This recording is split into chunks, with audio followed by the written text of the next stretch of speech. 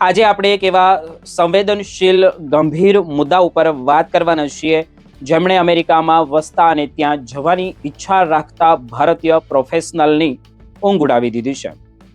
તારીખ 1 માર્ચ 2026ના રોજ ટેક્સાસના ઓસ્ટિનમાં જે એક કમકમાટી ભર્યા આતંકી હુમલો થયો, જેમાં કમનસીબે 2 નિર્દોષ લોકોના મોત થયા છે અને 14 થી વધુ લોકો ગંભીર રીતે ઘાયલ પણ થયા છે. આ ઘટનાની તપાસમાં જોડાયેલી FBI પુષ્ટિ કરી કે આ હુમલા પાછળ આતંકવાદી એંગલ રહેલો છે. પરંતુ આ લોહિયાળ દુર્ઘટના બાદ અમેરિકામાં ઇમિગ્રેશન એટલે કે સ્થળાંતરને લઈને એક નવો જંગ છેડાઈ ગયો હોય તેવું બધું લાગી રહ્યું છે. ટેક્સાસ હાઉસ રિપબ્લિકન પાર્ટી લો મેકર્સ હવે અમેરિકી કોંગ્રેસ પાસે આકરી માંગણીઓ પણ કરી છે, કે જેમાં સૌથી વિવાદાસ્પદ માંગ નવા H-1B વિઝા પર તાત્કાલિક ધોરણે ફ્રીઝ એટલે કે રોક લગાવવાની છે. રિપબ્લિકન નેતાઓનું એવું કહેવું છે કે જ્યાં સુધી અત્યારે અમેરિકામાં હાજર તમામ વિઝા હોલ્ડર્સનું સંપૂર્ણ ઓડિટ ન થઈ જાય ત્યાં સુધી નવા વિઝા આપવાની પ્રક્રિયા પર સંપૂર્ણપણે વિરામ મૂકવો જોઈએ. આ ઉપરાંત તેઓએ ડિપાર્ટમેન્ટ ઓફ હોમલેન્ડ સિક્યુરિટીને નેશનલ સિક્યુરિટી માટે વધુમાં વધુ ફંડ આપવાની અને ઇમિગ્રેશન પ્રક્રિયામાં કડક તપાસના પ્રોટોકોલ્સ તાત્કાલિક ધોરણે અમલી બનાવવાની પણ તેમણે માંગણી કરી છે. ટેક્સાસના આ નેતાઓનું એવું માનવું છે કે જો અત્યારે કડક પગલાં લેવામાં નહીં આવે તો અમેરિકાની આંતરિક સુરક્ષા જોખમમાં મુકાઈ શકે છે.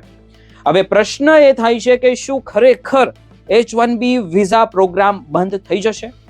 તો તમારે એ સમજવાની જરૂર છે કે અમેરિકા ઇમિગ્રેશન ફેડરલ એટલે કે કેન્દ્ર સરકારનો વિષય છે. ટેક્સાસના નેતાઓની આ માંગ એક પ્રકારનું રાજકીય દબાણ છે, કારણ કે કોઈ પણ રાજ્ય સરકાર પાસે સીધી રીતે H-1B પ્રોગ્રામને સસ્પેન્ડ કરવાની સત્તા હોતી જ નથી.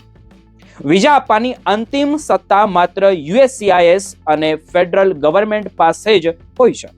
જે ભારતીય પ્રોફેશનલ્સ અત્યારે અમેરિકામાં નોકરી કરી રહ્યા છે તેમણે અત્યારે જરા પણ ગભરાવાની કોઈ જરૂર નથી દેખાઈ રહી, કારણ કે જો ભવિષ્યમાં કોઈ રોક આવે તો પણ તે માત્ર નવા વિઝા માટે જ હશે. જેમના વિઝા પહેલેથી જ મંજૂર થઈ ગયા છે તેમને તેની કોઈ કાયદેસરની અસર નહીં થાય અને H-1B વિઝા સામાન્ય રીતે 3 વર્ષ માટે માન્ય હોય છે અને તેને 6 વર્ષ સુધી લંબાવી શકાય છે. જો તમે સમયસર તમારા વિઝા એક્સટેન્શન માટે ફાઇલ કર્યું હોય તો 240 દિવસના નિયમ હેઠળ તમે કાયદેસર રીતે તમારું કામ ચાલુ પણ રાખી શકો છો. ભલે તમારી જે પિટિશન પેન્ડિંગ હોય, જે ભારતીય વિદ્યાર્થીઓ અત્યારે F-1 વિઝા પર છે અને H-1B લોટરીની તૈયારી કરી રહ્યા છે, તેમણે માત્ર સત્તાવાર USCISની વેબસાઇટ પર આવતા અપડેટ પર જ ભરોસો રાખવો જોઈએ.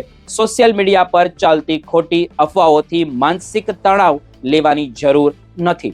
તમારા કાયદેસરના અધિકારોની વાત કરીએ તો H-1B હોલ્ડર્સ પાસે જે ડ્યુ પ્રોસેસ રાઇટ્સ હોય, એટલે કે કોઈ પણ યોગ્ય કારણ વગર કે નોટિસ વગર તમારા વિઝા રદ કરી શકાતા નથી. જો કોઈના પર ચોક્કસ આક્ષેપ હોય તો પણ તેને જવાબ આપવાની પૂરતી તક આપવામાં પણ આવે છે. તમારું આ વિશે શું કહેવું છે તે નીચે કોમેન્ટ કરીને જરૂર જણાવજો.